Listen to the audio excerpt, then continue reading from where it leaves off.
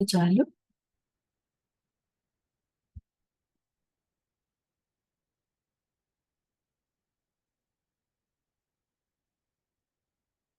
So, ఈ photo వచ్చేసి ఇంగ్లీష్‌లో ఉంది. కానీ ఎంతో చక్కటి అర్థం ఉంది. కాబట్టి మనం ఇది ఈరోజు చెప్పుకుందాం. సో, ఇది ఏం చెప్తుందంటే మనం ఎక్కడున్నాం? గతంలో ఉన్నామా? ఇప్పుడు ప్రెజెంట్‌లో ఉన్నామా? భవిష్యత్తు గురించి ఆలోచిస్తున్నామా? ఎలాంటి ఆలోచనలు ఉంటే మనము గతమా? భవిష్యత్తా? ప్రెజెంటా? అనేది ఇక్కడ చక్కగా వివరించారు. సపోజు మన ఆలోచనల్లో అపరాధ భావం ఉందనుకోండి. అరే! నేను ఎందుకిలా చేశాను? ఆహ్, అరే! ఇలా చేయకుండా ఉంటే బాగుండు. ఇలా చేయకుండా ఉండుంటే బాగుండు.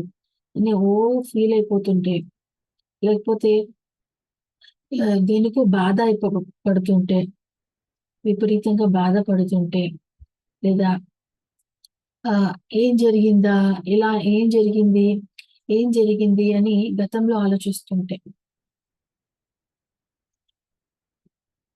జరిగిన దాన్ని అయిపోయిన దాని గురించి గుర్తు చేసుకుంటూ ఉంటే, అయిపోయిన పరిస్థితుల గురించి ఆలోచించడము, అయిపోయిన మాటల గురించి ఏదైనా గొడవ జరిగిపోయి ఉంటుంది. 4 మాటలు మాట్లాడేసి ఉంటాము. వాళ్ళు అన్నుంటారు. సో, ఇవన్నీ ఆలోచిస్తుంటే, లేకపోతే ఎందుకిలా జరిగింది? నాకే ఎందుకిలా జరిగింది? నాకీ అనుభవం ఎందుకొచ్చింది?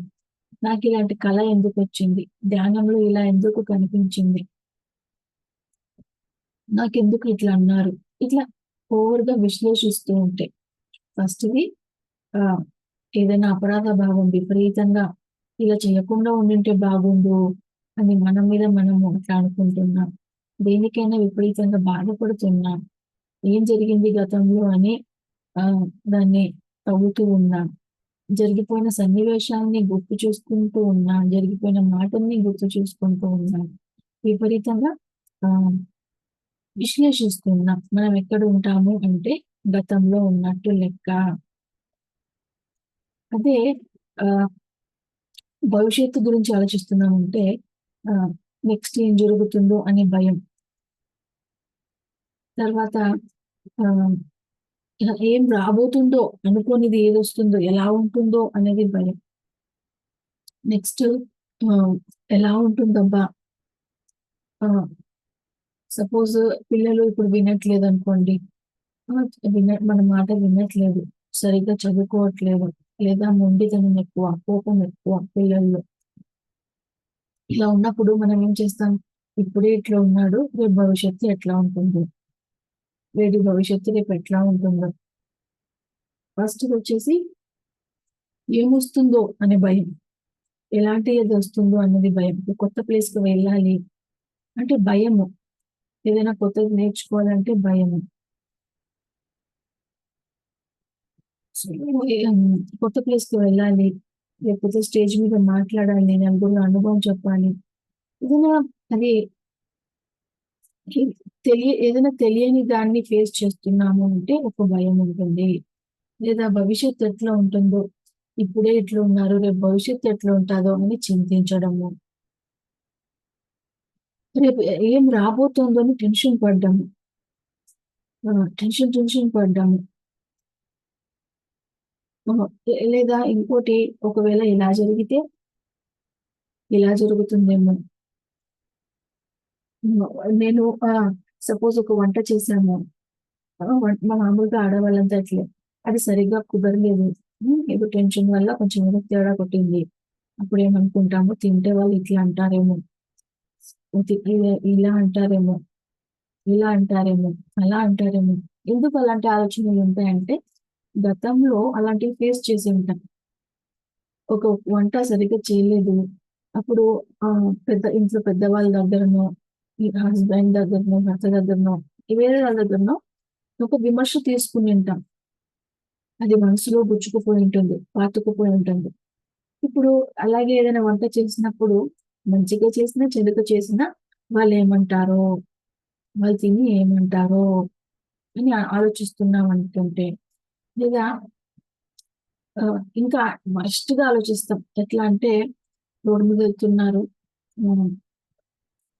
యాక్సిడెంట్ అవుతుందేమో, ఏదైనా వచ్చి గుద్దేస్తుందేమో,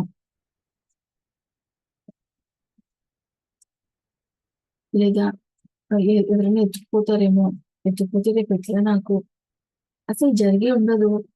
దానికి మనమే విపరీతంగా ఆలోచించేస్తుంటాం. ఏదో జరిగిపోయినట్టు. యాక్సిడెంట్ అయితే నేను పడిపోతే ఎవరు చూసుకుంటారు నన్ను? యాక్సిడెంట్ అయితే ఎవరొచ్చి కాపాడతారు? యాక్సిడెంట్ అయింది, ఒకరొచ్చి కాపాడారు, ఒకరు తీసుకెళ్ళట్లేదు, అట్లా పడి ఉన్నాను. విపరీతంగా ఆలోచించడం. సో ఇదంతా ఏమంటే భవిష్యత్తు గురించి ఆలోచిస్తున్నామని లెక్క. ఏం జరుగుతుందని భయము, ఆహ్, దాని గురించి టెన్షన్, దాని గురించి ఒకవేళ అలా జరిగితే, ఇలా జరిగితే, లేకపోతే దాని గురించి విపరీతంగా వరస్ట్‌గా ఆలోచించడం.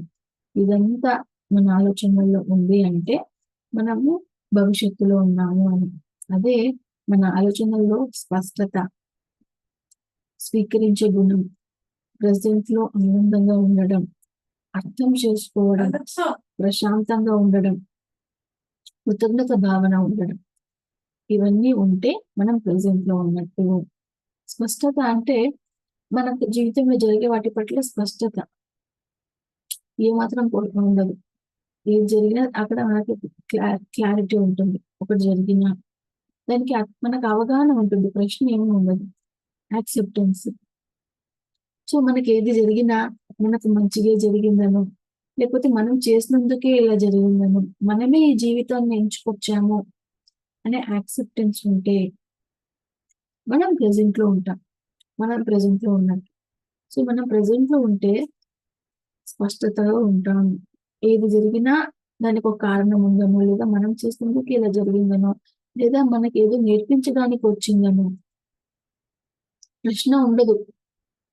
డౌటు ఉండదు. యాక్సెప్టెన్స్ ఉంటుంది. ఏదో ఒక మంచిగే జరుగుతుంటుంది. ఏదో నేర్పించడానికి వచ్చింది. మన దగ్గరకొచ్చినవన్నీ కరెక్టే అని ఒక యాక్సెప్టెన్స్. సో, మూడవది జాయ్ ఆఫ్ బీయింగ్. మనము ఆహ్, ప్రెజెంట్‌లో ఆనందంగా ఉంటాం. ఇంకా మనకి ధ్యానం ద్వారా అర్థం చేసుకునేది బాగా పెరుగుతుంది. మనల్ని కానీ, ఇతరులని కానీ, పరిస్థితుల్ని కానీ చక్కగా అర్థం చేసేసుకుంటాం. విశ్లేషించం ఇక్కడ. మనము రాంగ్‌గా విశ్లేషించం. మనకి అర్థమైపోతుంది. మనకే లోపల నుంచి అర్థమైపోతుంది. మనకు లోపల నుంచి ప్రశాంతత ఉంటుంది. ఇంకా కృతజ్ఞత భావం. సో, జీవితంలో ఉన్నదాని పట్ల మనం కృతజ్ఞత భావంతో ఉంటాం. ఎలాంటి పరిస్థితుల్లో అయినా, ఆ ఇంట్లో మనుషుల పట్ల కృతజ్ఞత భావం.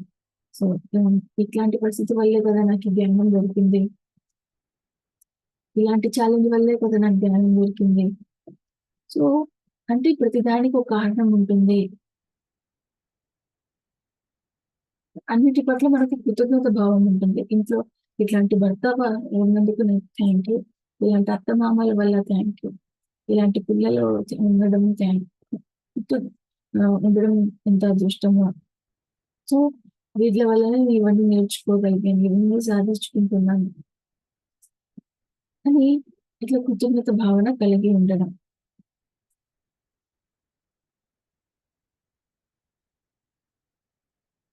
సో, ఇదేం చెప్తుందంటే మన ఆలోచనల్ని బట్టి మనం గతంలో ఉన్నామా, భవిష్యత్తులో ఉన్నామా, ప్రెజెంట్‌లో ఉన్నామా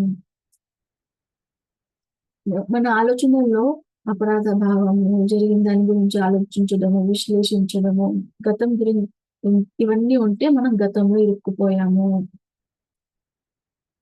అలాగే ఏం జరుగుతుందో అనే భయాలు ఇవన్నీ ఉంటే మనం భవిష్యత్తు గురించి అటు పడిపోయాము. ఈ రెండిటి వల్ల మనకు లాభం లేదు. గతంలో ఉండడం, భవిష్యత్తులో ఉండడం వల్ల మన ఎనర్జీ కోల్పోతాము. ఎప్పుడైతే ప్రెజెంట్‌లో ఉంటామో ఎనర్జీ, శక్తిని ఆదా చేసుకుంటాము. ప్రెజెంట్‌లో ఉండడం వల్ల మనలో రంధ్రం ద్వారా విశ్వశక్తి కూడా వస్తుంది.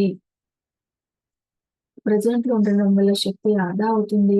కొత్త శక్తి వస్తుంది. అదే గతంలో ఉంటే శక్తి ఖర్చయిపోతుంది. భవిష్యత్తు గురించి చింతిస్తుంటే శక్తి ఖర్చయిపోతుంది. ఎంత క ఎంత మనము చింతిస్తుంటామో అంత శక్తి వృధా అయిపోతుంది. ఎంత శక్తి వృధా అయిపోతే అంత టెన్షన్స్ పెరుగుతాయి. అంత అనారోగ్యము పెరుగుతుంది. మనము ఆరోగ్యంగా ఉండాలి అంటే ప్రెజెంట్‌లో ఉండాలి. స్పష్టత ఉండాలి. యాక్సెప్ట్ ఇవన్నీ జీవితంలో ఉన్నదానికి యాక్సెప్ట్ చేయాలి. ఇలాంటి భర్త, ఇలాంటి కుటుంబం, ఇలాంటి పిల్లలు, ఇలాంటి పరిస్థితి, ఇలాంటి అనారోగ్యం వీటిని మనం యాక్సెప్ట్ చేయాలి.